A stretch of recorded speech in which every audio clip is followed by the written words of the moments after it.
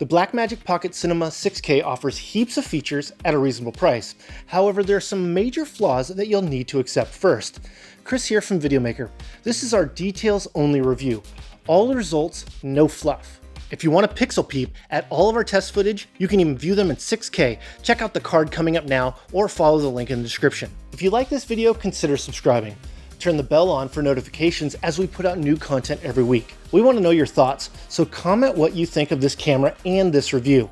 And lastly, like this video if you want more content like it. The Blackmagic Pocket Cinema 6K, currently priced at $2,500, has a 6144 by 3456 Super 35 image sensor and an EF lens mount. This now, the third iteration of the Pocket Cinema camera, continues the theme of incredible value, but they always come with notable flaws, and this version continues that tradition. It can internally record 6K 12-bit RAW to SD CFast 2.0 or external SSD via the USB-C port, with a top frame rate of 120 frames per second in 2.8K, and gives you the choice between Blackmagic RAW and ProRes. It has an output of 10-bit 422 video out its HDMI. Lastly, it has a headphone jack and not one, but two audio inputs, though neither are full-sized XLR. Have you ever seen a camera that's more unattractive? We thought the Pocket 4K looked like a potato. The size needed for the EF mount gives this ugly kid a big nose to boot. But let's not be superficial.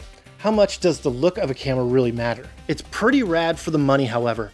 Buyer beware, that value comes at a cost. It makes a huge amount of data and could easily cost you more money on storage than you did buying the camera body. Although it would have been cool for this camera to have one of the mirrorless lens mounts, EF is still a wonderful choice. The amount of EF lenses available at all price points is a big strength for a camera that costs so little. There has to be some kind of give and take to achieve such a value. This is the major question, is if the bad is worth dealing with for an affordable price. Take example the screen. Although it's large and touch sensitive, it cannot move. The answer to this is to get an external monitor or a hood of some kind. Even if you go cheap, you're still talking about an added cost. Another example is its horrible battery life. This camera chews through batteries, so make sure to save a couple $100s on a few or more extra batteries because you'll need it. The camera weighs just 2 pounds, but having Pocket in its name is just silly. I don't know what person has pockets this big. Maybe Blackmagic should start transitioning to a new naming convention. We were not impressed with the build materials compared to any other mirrorless camera. The poor quality is quite evident. The case feels cheap. There are not a ton of buttons, and the ones it does have are just okay. We found ourselves using the touch menu most of the time, as it feels like it was designed for that. It's easy to change the brightness of the screen, but it's not bright enough to overcome any glare because the monitor doesn't move. Even a little tilt would make it much more usable. The menu is great. Every other brand should take note. It takes no time to figure out where everything is in the menu. All touch function extends into the menu and is super intuitive. Depending on your workflow and more importantly your budget, the Pocket Cinema 6K has a capture medium solution. The most cost-effective is to record to an external SSD, though it can't capture all resolutions and compression options. SD cards cost a bit more per gigabyte than SSD and are the most common choice. There's currently only one media, CFast 2.0, that can capture 6K at 60 frames per second in RAW, but there's no supported media for shooting with less compression or in constant quality mode. This is yet another example of Blackmagic releasing a camera with features that cannot be obtained until the media catches up. Why even offer these features? The benefit to a camera designed for video is that you don't have to worry about record limit times. What you will have to worry about is running out of space on your media. The camera will switch over to the next media when it's full, and you can hot swap them. However, you'll be bouncing around between different kinds of recording media, so you might not want to buy two SD cards, but an SD card and a CFast 2.0 card or an SSD. Additionally, you cannot capture a proxy alongside a more robust codec unless you capture using an external recording device at the same time. If you work outside of Resolve, you'll need to transcode using Resolve. If you wish to shoot in 6K, you must capture in Blackmagic RAW. If you want to shoot in 4K, you won't get to do it in RAW.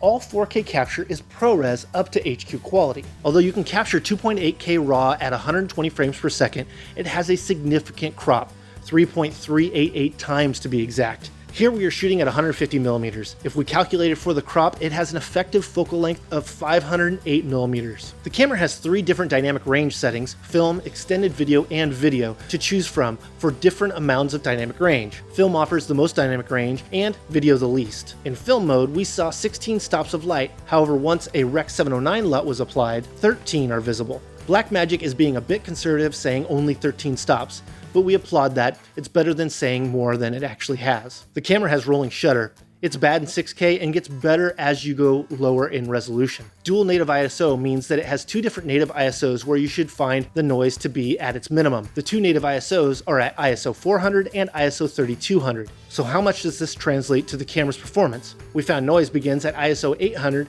and is acceptable up to ISO 6400, where the noise begins to have color shift and is much more noticeable. The battery life is so bad. It's horrible. We got a range from 35 to 45 minutes per battery.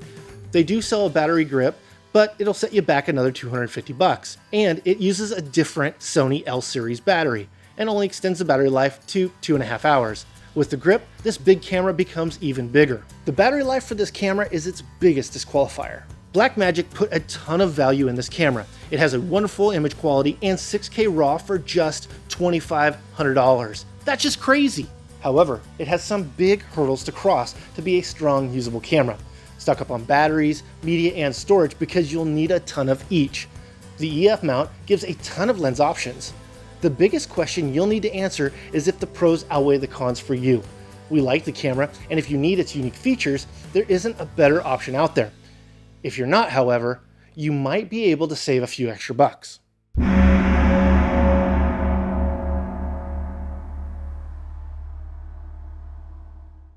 Continued learning and practice, as well as taking refreshers on the basics, will help keep your skills sharp. Check out our video courses to stay on top of your game. Find a course by visiting videomaker.com/courses or click the link in the description.